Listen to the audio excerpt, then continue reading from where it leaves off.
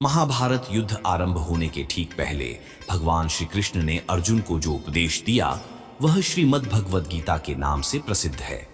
यह महाभारत के भीष्म पर्व का अंग है। गीता में 18 अध्याय और 700 श्लोक हैं। गीता की गणना प्रस्थान त्रयी में की जाती है, जिसमें उपनिषद और ब्रह्म सूत्र भी सम्मिलित हैं।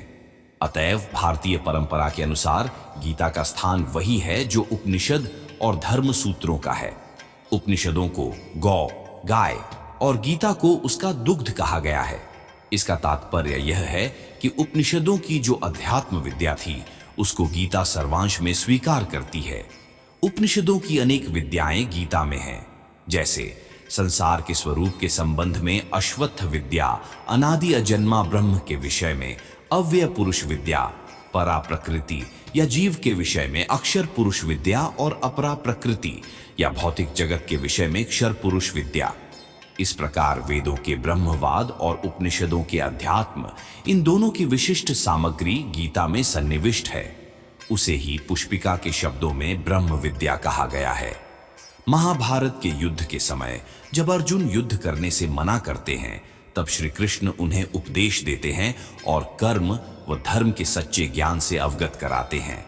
श्री कृष्ण के इन्हीं उपदेशों को श्रीमद् भगवद गीता नामक ग्रंथ में संकलित किया गया है।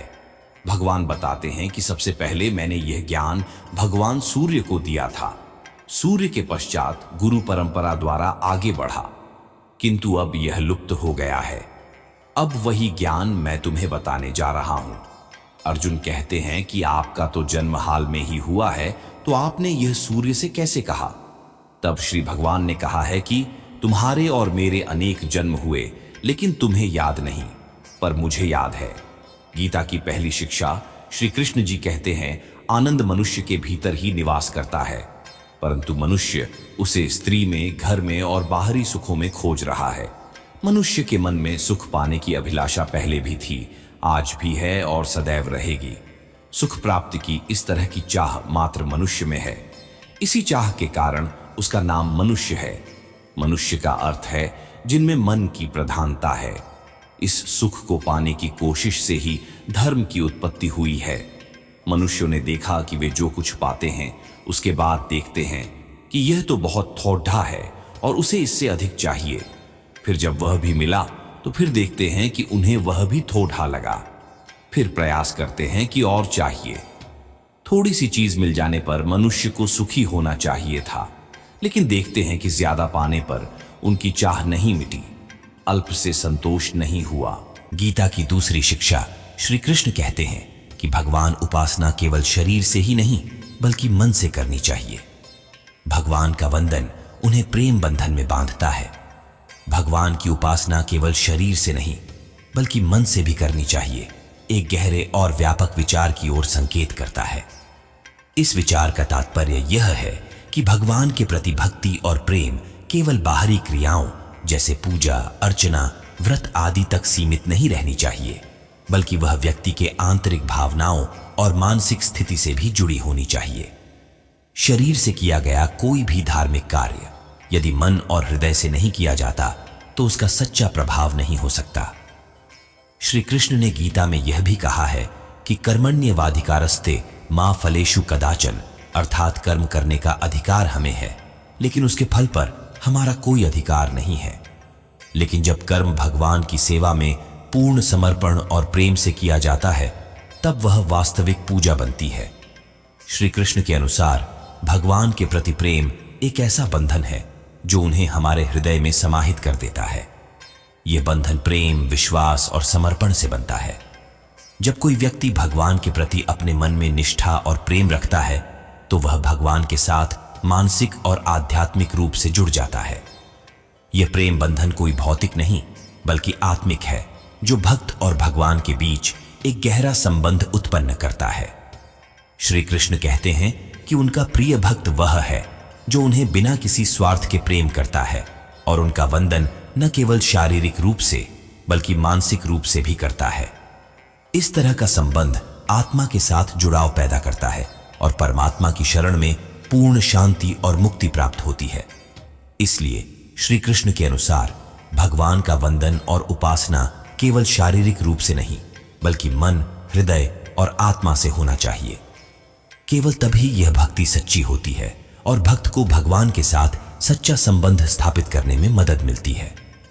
तीसरा ज्ञान, मनुष्य की वासना ही उसके पुनर्जन्म का कारण होती है। वास्तव में वासना का मतलब है मनुष्य के अंदर मौजूद इच्छाएं, संकल्प और इच्छा शक्ति।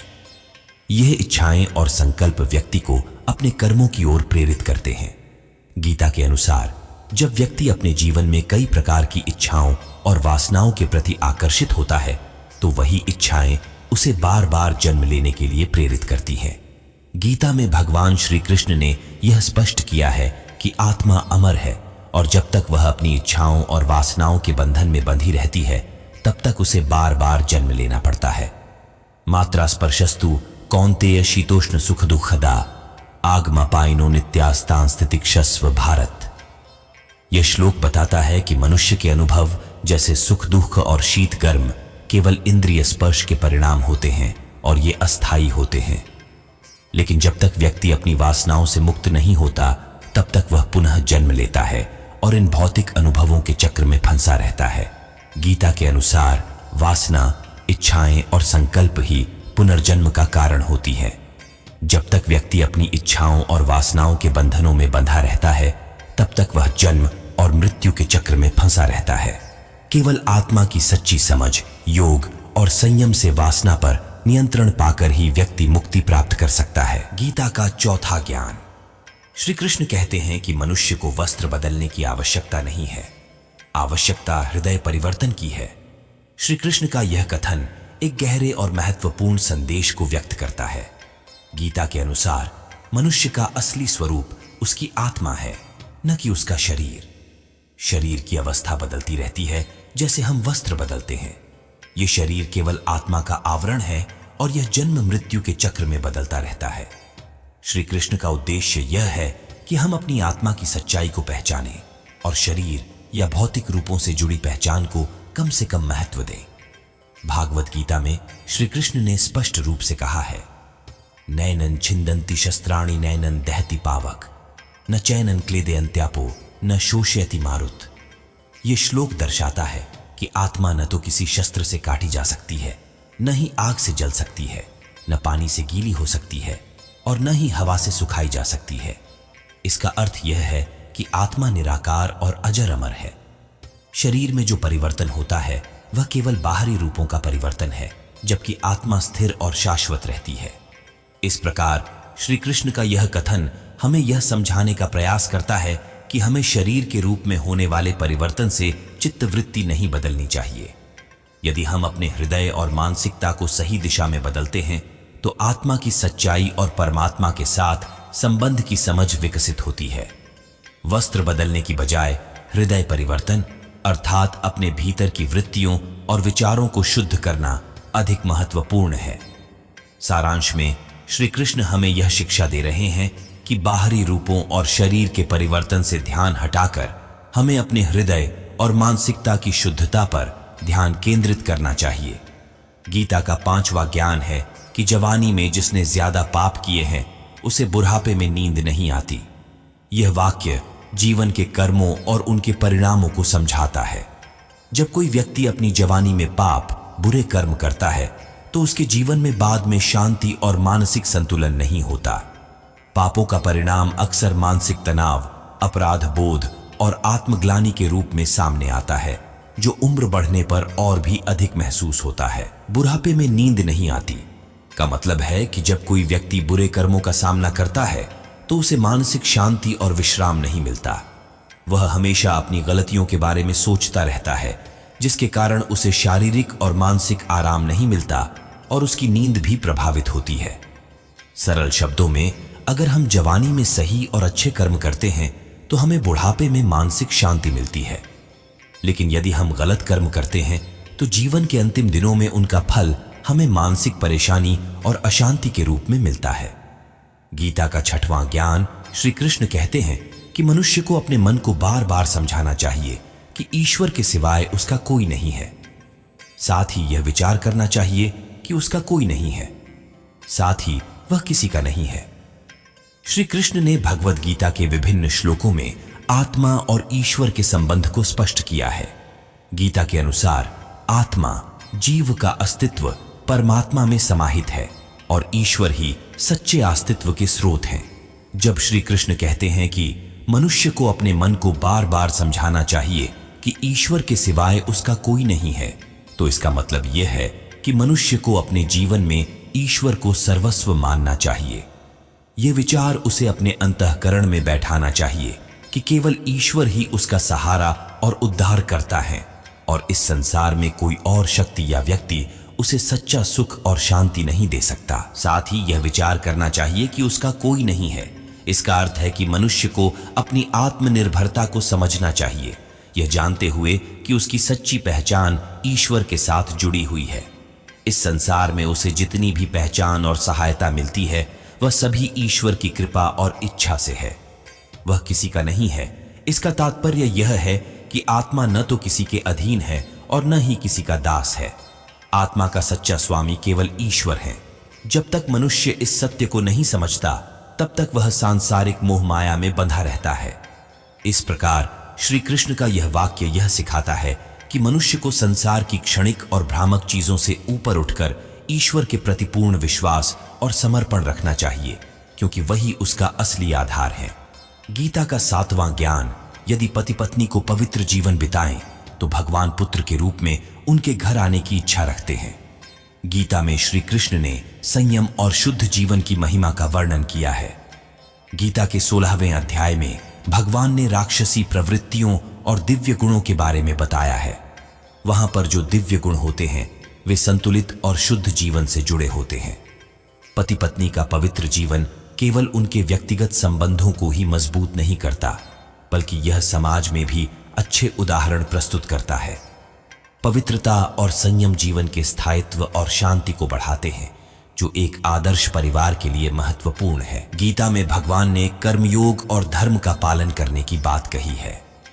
पति पत्नी का पवित्र जीवन एक परिवार को धर्म के रास्ते पर चलने के लिए प्रेरित करता है, जो समाज के लिए लाभकारी होता है।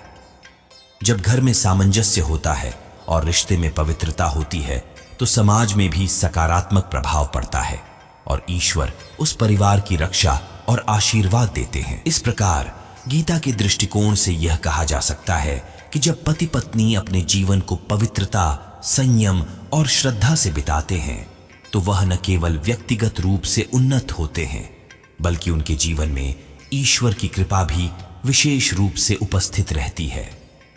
ऐसे परिवारों में भगवान की उपस्थिति और आशीर्वाद प्रकट होते हैं और उनकी इच्छाओं और कर्मों में शुद्धता होती है, जिसके कारण भगवान उनके घर आने की इच्छा रखते हैं। गीता का 8वां ज्ञान मनुष्य के अंदर दुख, शोक, चिंता, भय या व्याकुलता आने के मुख्य रूप से 2 ही कारण होते हैं। पहला, प्रिय या इच्छित वस्तु, परिस्थिति या व्यक्ति का वियोग हो जाना, और दूसरा, अप्रिय या अनिष्ट वस्तु, परिस्थिति का संयोग या प्राप्ति का हो जाना। इन दोनों परिस्थितियों में कुछ व्यक्ति बहुत अधिक दुखी या व्याकुल हो जाते हैं और मानसिक तनाव के कारण बीमार हो जाते हैं, परंतु कुछ व्यक्ति विपरीत या प्रतिकूल परिस्थिति में कम प्रभावित होते हैं या उससे जल्दी बाहर निकलकर अपने दैनिक क्रियाकलापों में व्यस्त हो जाते हैं। वे जानते हैं कि अनुकूल प्रतिकूल परिस्थितियां तो सभी के जीवन में आती जाती रहती हैं, हमेशा एक सी ही स्थिति नहीं रहती, क्योंकि प्रकृति में भी लगातार परिवर्तन होता रहता है। इन दोनों प्रकार के व्यक्तियों के अलावा कुछ लोग ऐसे भी होते हैं जो काल्पनिक स्थिति का विचार करते रहने के कारण भयभीत या व्याकुल रहते हैं, जैसे कहीं मुझे कोविड या दूसरी कोई बड़ी बीमारी न हो जाए, उस समय मेरा या मेरे परिवार का क्या होगा, या यदि उनके परिवार का कोई व्यक्ति गाड़ी से घर से बाहर गया है तब वे यह सोचकर व्याकुल होते रहते हैं कि कहीं रास्ते में कुछ हो न जाए। भगवान ने गीता में कहा है कि जिस मनुष्य के व्यवहार या क्रियाकलापों से दूसरे मनुष्य उद्विग्न या व्याकुल नहीं होते, या वह स्वयं भी दूसरे मनुष्यों से उद्विग्न नहीं होता, जो सुख दुख या ईर्ष्या, भय और उद्विग्नता से रहित है, वह मनुष्य मुझे प्रिय है। इस श्लोक में भगवान ने 3 बार उद्वेग के विषय में कहा है। अन्य शास्त्रों में भी 3 प्रकार के ताप या दुख का जिक्र आता है। गीता में आता है, दुखों की प्राप्ति होने पर जिसके मन में उद्वेग नहीं होता, सुखों की प्राप्ति में जो सर्वथा इच्छा रहित है। जिसके राग, भय और क्रोध नष्ट हो गए हैं, ऐसा व्यक्ति स्थिर बुद्धि कहा जाता है। इसलिए स्थिर बुद्धि वाला मनुष्य उपरोक्त तीनों प्रकार की परिस्थिति आने पर भी बहुत व्याकुल नहीं होता। उसमें कोई बहुत बड़ी हलचल नहीं होती, वह शांत रहता है। तब वह अपना कार्य और भी विचार पूर्वक सावधानी के साथ करते हुए उस प्रतिकूल परिस्थिति से बहुत शीघ्र ही बाहर निकल जाता है। भगवान ने गीता में कहा है कि जिस मनुष्य के व्यवहार या क्रियाकलापों से दूसरे मनुष्य उद्विग्न या व्याकुल नहीं होते, या वह स्वयं भी दूसरे मनुष्यों से उद्विग्न नहीं होता, जो सुख दुख या ईर्ष्या, भय और उद्विग्नता से रहित है, वह मनुष्य मुझे प्रिय है। इस श्लोक में भगवान ने 3 बार उद्वेग के विषय में कहा है। अन्य शास्त्रों में भी 3 प्रकार के ताप या दुख का जिक्र आता है। गीता में आता है, दुखों की प्राप्ति होने पर जिसके मन में उद्वेग नहीं होता, सुखों की प्राप्ति में जो सर्वथा इच्छा रहित है, जिसके राग, भय और क्रोध नष्ट हो गए हैं, ऐसा व्यक्ति स्थिर बुद्धि कहा जाता है। इसलिए स्थिर बुद्धि वाला मनुष्य उपरोक्त तीनों प्रकार की परिस्थिति आने पर भी बहुत व्याकुल नहीं होता। उसमें कोई बहुत बड़ी हलचल नहीं होती, वह शांत रहता है। तब वह अपना कार्य और भी विचार पूर्वक सावधानी के साथ करते हुए उस प्रतिकूल परिस्थिति से बहुत शीघ्र ही बाहर निकल जाता है। श्री कृष्ण ने गीता में कई स्थानों पर सहानुभूति और करुणा के महत्व को बताया है। करुणा का अर्थ केवल दयालुता नहीं, बल्कि दूसरों की स्थिति, दर्द और उनकी भावनाओं को समझना और उनके प्रति संवेदनशील होना है। यही करुणा और सहानुभूति हमें सभी प्राणियों के प्रति सम्मान की भावना उत्पन्न करती है, चाहे वे मनुष्य हों या पशु पक्षी। गीता में भगवान श्री कृष्ण ने अहिंसा के महत्व को बार बार स्पष्ट किया है। जब हम किसी को सम्मान देते हैं और उसकी भावनाओं का आदर करते हैं, तो हम अहिंसा का पालन कर रहे होते हैं। यही अहिंसा हमें एक दूसरे के साथ अच्छे रिश्ते बनाए रखने में मदद करती है। इस प्रकार श्रीमद् भागवत गीता में भगवान श्री कृष्ण ने यह बताया है कि हमें हर प्राणी के प्रति सम्मान की भावना रखनी चाहिए, क्योंकि हर किसी के भीतर परमात्मा का अंश होता है। यह दृष्टिकोण हमारे रिश्तों को सहानुभूति, करुणा और सहनशीलता से भर देता है, जो हमारे जीवन को न केवल आध्यात्मिक रूप से उन्नत करता है, बल्कि मानवता की दिशा में भी एक सशक्त कदम साबित होता है। गीता का 10वां ज्ञान गीता व्यक्ति के कर्तव्य को पूरा करने के महत्व पर जोर देती है। रिश्तों के विषय में इसका मतलब माता पिता, भाई बहन, दोस्त जैसे विभिन्न भूमिकाओं में अपनी जिम्मेदारी को समझना और उन्हें पूरा करना है। जब व्यक्ति अपने धर्म के अनुसार कार्य करता है, तभी वह अपने रिश्तों में सकारात्मक योगदान देने में सफल होता है और तालमेल बनाए रख पाता है। श्रीमद् भागवत गीता में भगवान श्री कृष्ण ने जीवन के प्रत्येक क्षेत्र में व्यक्ति के कर्तव्यों का पालन करने की महत्ता पर बल दिया है। गीता के अनुसार हर व्यक्ति का एक निश्चित धर्म और कर्तव्य होता है, जिसे उसे अपनी भूमिका के अनुसार पूरा करना चाहिए। गीता में यह स्पष्ट रूप से बताया गया है कि जब हम अपने कर्तव्यों को सही तरीके से निभाते हैं, तो न केवल हम अपनी आत्मा का उन्नयन करते हैं, बल्कि अपने रिश्तों में भी सामंजस्य और संतुलन बनाए रखते हैं। गीता में भगवान श्री कृष्ण ने अर्जुन को बताया कि प्रत्येक व्यक्ति का एक स्वधर्म होता है और उसे निभाने का कर्तव्य है। स्वधर्म का अर्थ है व्यक्ति को अपनी भूमिका और स्थिति के अनुसार कर्तव्यों को निभाना। माता पिता, भाई बहन, दोस्त आदि से जुड़े कर्तव्य भी इसी स्वधर्म का हिस्सा है। उदाहरण के तौर पर एक पुत्र का कर्तव्य है कि वह अपने माता पिता का सम्मान करे और उनकी सेवा करे, जबकि एक भाई का कर्तव्य है कि वह अपनी बहन का रक्षण करे और उसका साथ दे। जब व्यक्ति अपनी भूमिका के अनुसार कर्तव्य निभाता है, तब रिश्ते में सामंजस्य और प्रेम बनाए रहते हैं। जब हम अपने रिश्तों में बिना किसी अपेक्षा या स्वार्थ के कर्तव्यों को निभाते हैं, तो हम न केवल अपने धर्म का पालन करते हैं, बल्कि रिश्तों में शुद्धता और सच्चाई भी बनाए रखते हैं। उदाहरण स्वरूप, माता पिता का कर्तव्य है कि वे बच्चों को अच्छे संस्कार दें, लेकिन यह कर्तव्य बिना किसी प्रतिफल की अपेक्षा के निभाना चाहिए। यही आत्मीयता और सच्चाई रिश्तों को मजबूत करती है। यदि हम रिश्तों में कर्तव्य का पालन करते हुए सच्चे प्रेम और करुणा के साथ कार्य करते हैं, तो यह रिश्तों में गहरी समझ और आत्मीयता पैदा करता है। उदाहरण के रूप में, भाई बहन का कर्तव्य है कि वे एक दूसरे के प्रति प्यार और सहायता दिखाएं, और एक दोस्त का कर्तव्य है कि वह अपने मित्र के लिए सच्चा और वफादार रहे। गीता के अनुसार जब व्यक्ति अपने धर्म और कर्तव्यों को समझकर उन्हें निभाता है तो वह अपने रिश्तों में सकारात्मक योगदान देने में सफल होता है। रिश्तों में प्यार, सम्मान और समझ का होना आवश्यक है और यह सब केवल तब संभव होता है जब व्यक्ति अपने कर्तव्यों को निभाता है और हर स्थिति में निष्कलंक रूप से अपना कार्य करता है। गीता यह सिखाती है कि कर्तव्य का पालन न केवल आत्मिक शांति का कारण बनता है बल्कि यह हमारे रिश्तों को भी मजबूत करता है। इस प्रकार गीता हमारे जीवन में बहुत कुछ सिखाता है और सही राह दिखाता है। अगर आप लोगों को हमारा वीडियो पसंद आया हो तो एक लाइक, सब्सक्राइब और कमेंट जरूर करें। जय श्री कृष्णा। राधे राधे।